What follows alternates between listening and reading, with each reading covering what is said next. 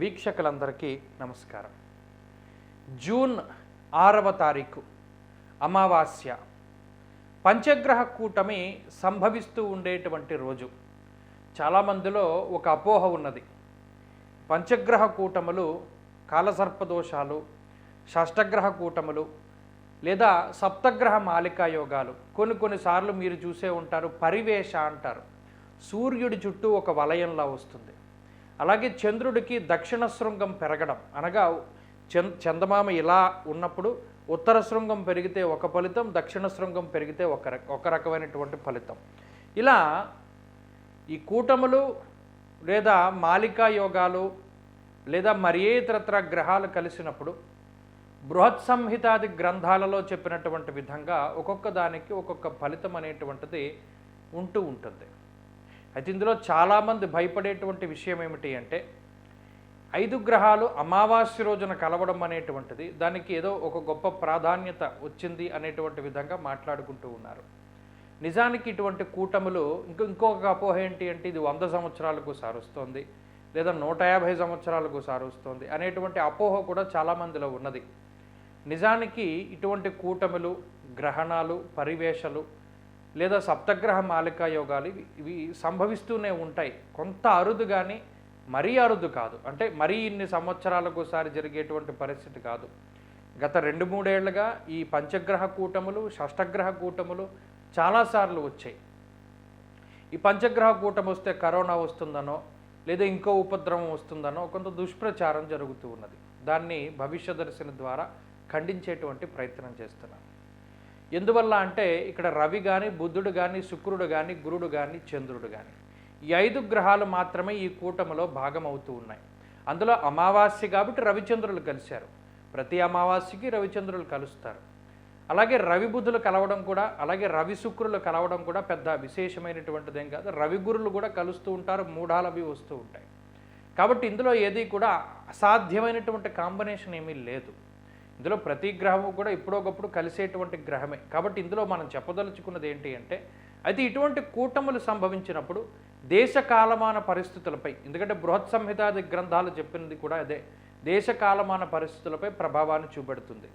మరి ఈ కూటమి ఎలా ప్రభావాన్ని చూపెడుతుంది అంటే, వర్షాధారితమైనటువంటి పరిస్థితులు, అనగా జూన్ నెల 4వ తారీఖు దగ్గర నుండి జూన్ నెల 8వ తారీఖు వరకు ఈ పంచగ్రహ కూటమి వల్ల కొంత అధికమైనటువంటి వర్షపాతం సంభవించడం కానీ, తీవ్రమైనటువంటి తుఫానులు కానీ, ఋతుపవనాలు కానీ లేదా గాలి వానల వల్ల వచ్చేటువంటి ఏదైనా కొద్దిపాటి సమస్యల వల్ల మాత్రమే ఇబ్బందులు వాటిల్లేటువంటి ప్రమాదం ఉన్నది. ఆ ఒక్క విషయం మాత్రం మనం జాగ్రత్తగా ఉండాలి. అంటే పంట చేతికొచ్చేటువంటి సమయం కొంతమందికి, కాబట్టి ఈ కూటములు అవి సంభవించేటప్పుడు అకాలమైనటువంటి వర్షాలే ఎక్కువగా సంభవిస్తాయి. కాబట్టి ఆ అధికమైనటువంటి వర్షపాతానికి గురించి మనం భయపడాలి తప్పితే మరి ఏ ఇతరత్ర ఉపద్రవాలు ఇవి కూడా మనకి సంభవించవు. అయితే మరి ఏ కూటమి ఏర్పడినా 12 రాశుల వారి మీద కూడా అది ప్రభావాన్ని చూపెడుతూనే ఉంటుంది. మరి ఈ పంచగ్రహ కూటమి ఏ రాశి వారికి అనుకూలము, ఏ రాశి వారికి ప్రతికూలము, ఏ రాశి వారికి మధ్యస్థమైనటువంటి ఫలితాలను ఇస్తుంది అనేటువంటి విషయాన్ని కనుక మనం పరిశీలన చేస్తే, వృషభ రాశిలోనే ఈ కూటమి సంభవిస్తోంది కాబట్టి వృషభ రాశికి కొంత వ్యతిరేకమైనటువంటి ఫలితాలు మనం చూడవచ్చును.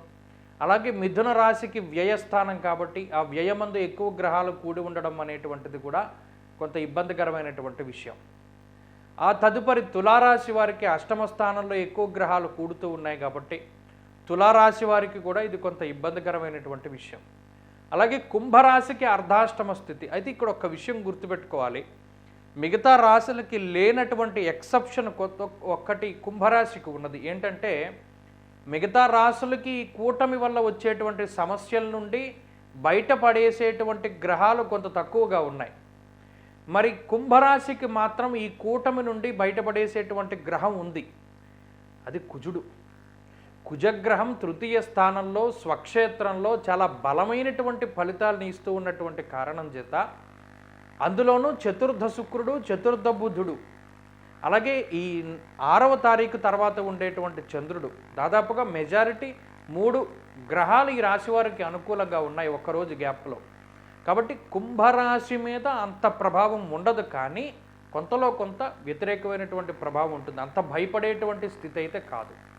మరి ఇంకొక వృషభ రాశిని కూడా మనం పరిశీలన చేస్తే ఈ రాశిని కాపాడేటువంటి గ్రహం కూడా ఉన్నది, రాహువు లాభస్థానంలో.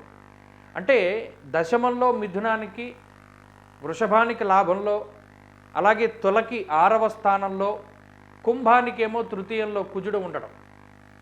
ఈ కుజరాహువులు అనగా ఈ 2 గ్రహాలు కూడా ఈ పంచగ్రహ కూటమి వల్ల వ్యతిరేకమైనటువంటి ఫలితాలు ఇచ్చేటువంటి అన్ని రాశుల్ని కాపాడుతూ ఉన్నాయి.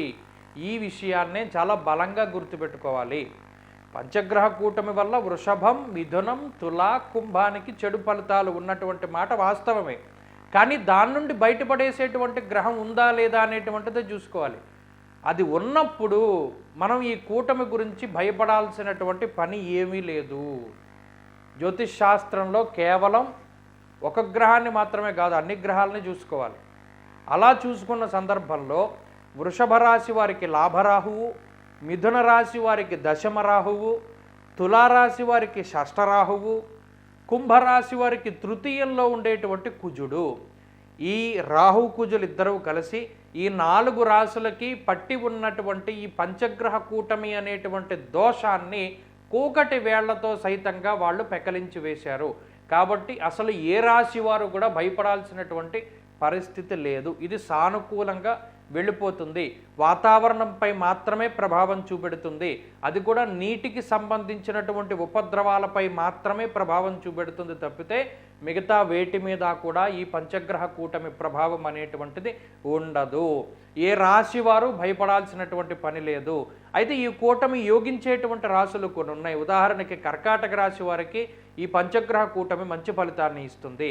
మీనరాశి వారికి మంచి ఫలితాన్ని ఇస్తుంది. అలాగే మకర రాశి వారికి మంచి ఫలితాన్ని ఇస్తుంది. ధనురాశి వారికి, సింహరాశి వారికి కూడా మంచి ఫలితాన్ని ఇస్తుంది. మంచి ఫలితాలు ఇచ్చేటువంటి రాశులకి మంచే జరుగుతుంది. చెడు ఫలితాలు వచ్చేటువంటి రాశులకి మాత్రం రాహు కుజుల తాలూకు అనుకూలత ఉండడం వల్ల ఆ 2 గ్రహాలు మిగతా గ్రహాలు ఇచ్చేటువంటి ఈ చెడు ఫలితాన్ని తీసేశాయి. ఈ విషయాన్ని ప్రధానంగా అందరూ కూడా గుర్తుపెట్టుకుని ప్రతి ఒక్కరికి షేర్ చేయండి. ఎందుకంటే ప్రతి చిన్నదానికి కూడా భయపడిపోయి పలానా కూటములు వచ్చాయి, పలానా గ్రహణాలు వచ్చాయి, ఈ దానాలు ఇవ్వచ్చు తప్పులా, కానీ మరీ అంత మానసికంగా భయపడిపోయేటువంటి పరిస్థితులు అయితే ఉండవు. ఎందుకంటే ఏదో ఒకళ్ళ కాపాడకపోతే ఈ సృష్టి లేదు. బాగా ఎండొచ్చింది, ఆ ఎండకి తగ్గ వర్షపాతం కురుస్తుంది 1-2 రోజుల తర్వాత అయినా సరే, అప్పుడు ఉపశమనం పొందుతాం. ఎలా ఈ సంవత్సరం పొడుగుతా ఎండ ఉండదు కదా.